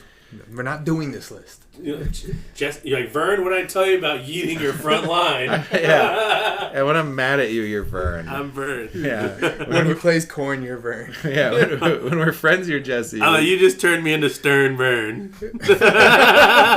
Vernold, what did we talk about? I'm a Vernguard veteran. Oh, there you go. There you go. I like it. I like it. All right, man. I think that's a great way to close this out. Do you got any shout-outs? Yeah, I want to shout out to Brennan and Athoria Games over there in Tempe. It's a small outfit, but it's a great store. They've got used models in a case. You know, I love that. I picked up a skull altar from there for a really reasonable price. So if you got models you want to trade in or you want to buy some used models, you know, get a little bit of discount, go over to Athoria Games. They, of course, got sealed product and all the different games you play, but, you know, it's all about Age of Sigmar here. But, yeah, shout outs to Brennan. He's having a RTT on Saturday, and I'm going to be participating in it, so I'll get the listeners updated on that when we come back next week. 3 games, right? 3 games. 1 day. One day. It starts at 10 a.m. It goes till 9, and we'll see if I take this even semi-seriously. I'm really just going to just support Brennan because he's such a cool guy. He was a cool teammate, and I think that these small RTTs have their place in the community, and they deserve some attention. So yeah, I'm gonna go and try to, you know, represent for Team Reckless. I know that you're busy with the family birthday, and I can't strong arm Blake into going. So The last thing anyone's gonna do is make me go to a tournament. So I will just have to bring you guys in my heart, and you guys gonna have to wish me luck. But yeah, shout out to you, Brennan. Yeah, shout out, Brandon. Oh, you know what? And shout out to Brian, Strike Last Gaming, again. I don't know about you guys, but I've been enjoying the new theme music. I think it fits our style, or lack thereof. Exactly. Rolling Reckless! Yeah. It just hits, bro. I was just like, I can't help but tear my shirt off. It's got that divorced dad energy. You know, you're Yeah. just drinking It does. beers in the garage. Brian, I haven't done the helicopter with my shirt in like 15 years. The song, it had me do it twice in one listen. So, That's nice. hats off to you, Brian, Strike Last Gaming. I hope to encounter your teammate John at the RTT. I know he signed up. So yeah, shout out to Strike Last Gaming too. Yeah, shout out. Shout out, Brian, man. Thank you. Yeah, thanks. The song's awesome. I just want to give a big shout out to everyone who joined us on our Scourge of Ghyran journey, whether you played us at an event, rolled some dice with us at the local stores, or talked hobby online, listened to the podcast, or just supported along the way. I just want to give a big thank you. Blake, you got anybody to shout out? Yeah, I want to shout out my ex-wife, Shauna. Give me my dog back. The judge said you have to. You have 2 weeks. It's my dog. I paid for it. You have to give it back. Give me my damn dog. Yeah. It's weird that you named your son Dog. Yeah. We'll be right back. Vern dog. If you had a great time with the Scourge of Ghyran season, go ahead and leave us a comment. Tell us your favorite moments, your favorite battle tactics. Which ones did you choose? Is it Restless? Because everybody ran Restless. Probably Yeah. is. Yeah. Thank you for hanging out with us this season. If you want to follow the show, we're over at Instagram, YouTube, and Spotify. Wherever you get your podcast, just search for Rolling Recklessly. Grab the dice. And if you got a friend who's getting into Age of Sigmar, or somebody who's been grinding through the Scourge of Ghyran alongside with us, send them an episode. Word of mouth is the biggest way the community grows. Every share helps. We've got more episodes coming, more guests, more tournaments, more hobby progress, and one last competitive run in this handbook before it becomes history. So stick around. This ride isn't over. And until next time, may your crits be high, your paint never dry, and your rolls ever reckless. Hell yeah. 6-7. Welcome to Rolling Recklessly, where the battle lines meet the sky. May your crits be high, may your paint never dry, and your rolls be ever reckless.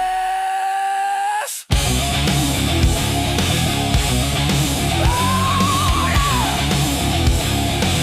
Your rolls be ever reckless.